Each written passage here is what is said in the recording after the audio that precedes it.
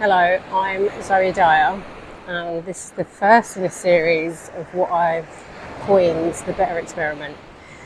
It should be a video history or historical documents about how my life flips upside down at the age of 34, just turned 34, and how I'm about to travel some of the world trying to figure out what I do next. I guess our story begins in April of this year, 2025. I was made redundant. So I was head of product in a very well-known telecommunications company. Telecommunications, say it properly. I had been there for just over 3 years. And hello, hi. And it came out of the blue. The redundancy, I mean, and I should really be here so you can see me.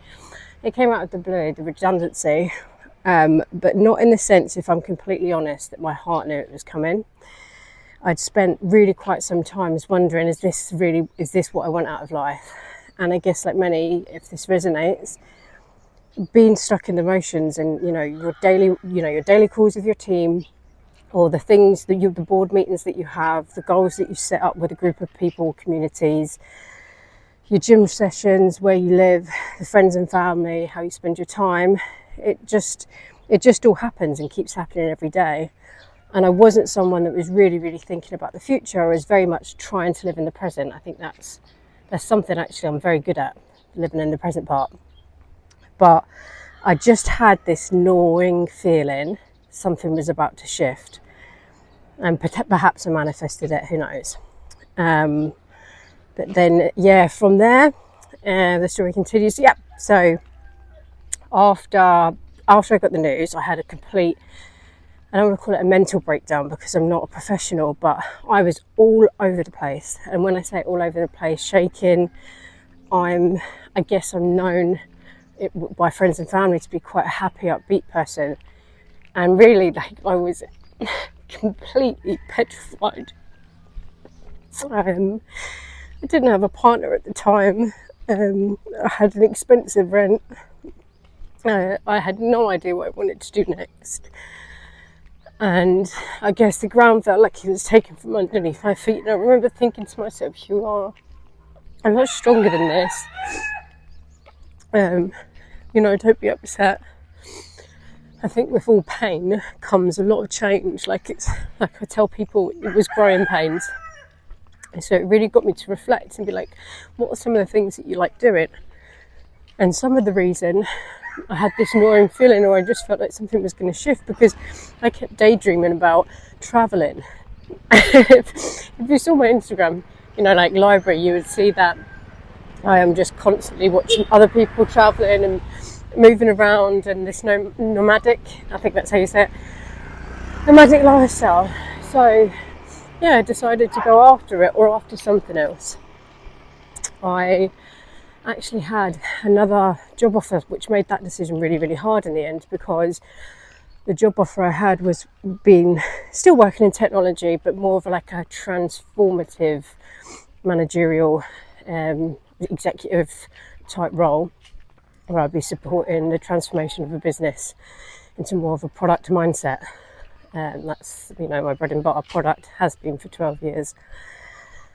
And it was super, super attractive, but I had to, at this point, follow my heart. And that said, Zoe, throw everything upside down, like literally upside down, and free fall into life a little bit, and just trust that it's all going to work out, and it's going to be so obvious when it happens what the plan is and what you're here to do, and how you're going to feel fulfilled. So this is exactly what I did. It was really quite extreme, and it happened very quickly. So I moved out of mine, which involved purging so much of my stuff. Things that I'd had for years and years that were like very precious to me. A set of roller skates is one example. Blankets, cushions, textiles, loads, and I mean loads of clothes, loads of shoes, bags, some of them designer bags that I'd worked really, really hard for in my early career.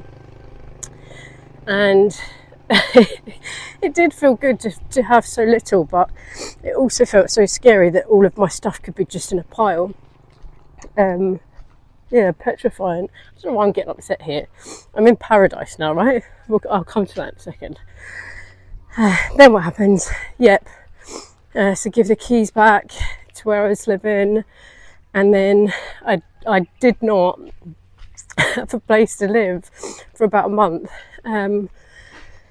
But within this time, while everything's upside down, so it's, divine timing, like I really fell for someone, and then we spent basically as much time as we possibly could before I had booked my travel away. They're going to come out and see me, which is amazing, in just a few weeks' time. More on that later. That's another story. So yeah, and then within that month, again, I'm all over the place. It just doesn't. I've worked like since I was 12 years old. I've always worked. So for me not to work for longer than a holiday period felt extremely there's loads. Hi. That's a chicken that scared me. You might hear them actually in the background. So yeah, where am I? Yeah, so then I was like, right, I do want to go and travel, but I just don't want to do it without purpose. And one thing that I like to do every year is go and volunteer somewhere quite extreme and on my own. And this time round I chose Bali. You may have picked that up from the background. So I'm here in Tianya. I never say it quite right, that name, but I'm here in Tianya, a conservation diving volunteering place. I'm here for 3 weeks, and this is the second. And it involves creating artificial coral reef and then going to scuba dive and restore it. And the reason for that is there's a huge, massive problem with pollution here. Huge, massive problem with pollution. But not only pollution, the people that lived here actually extracted loads of the coral reef out in order to build their temples and where they live. Now, I'm going to have to fact check some of that. That's what I was told the other day by someone. But it means that the seabed should look like loads of coral, loads of fishes, but it doesn't. It looks like a desert, but just like underwater, so just sand, which is very, very sad. But the charity's been running for the charity's been running now for 8 years, and in that 8 years' time, they've really made an impact. So yeah, this is why I came here. It is literally in the middle of nowhere. I mean, there's not around me. I'm quite the walker, if anyone else is, and I walked and walked and walked, and there's not really restaurants or getting eaten alive by flies, restaurants or much to do unless you travel quite a bit out. But I also like the idea of being somewhere much more cultural. Sorry, what else was in this one? Yeah, so the conservations, that's what's happening for the next 3 weeks. It's not been the scenery, by golly, is unreal. The people, this you'll hear in any Bali video, are just so kind. It's like woven into the DNA structure that everybody has. So that part's brilliant. Parts of it I've struggled with, and it's got nothing to do with anybody else but me. And I will do a second video later on that when I've got a bit more privacy and less chickens in the background. But while we're on that note, so behind me, this is me coming out of the conservation, and I go for a little walk every day, sometimes a couple of days. It's quite laid back here because of the heat. You restore coral in the morning, so you're building it. I'll show you that later. And then in the afternoon, you have to have a break because it's so hot.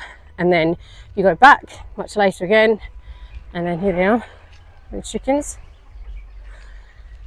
And then tomorrow, this is when there's a bit of a changeover. So you extract the coral that's right, mate. You extract the coral that's dried because it's made of cement, and then we scuba dive to go and put it down. The structures go and replace them with the rest of the coral reef that we've got.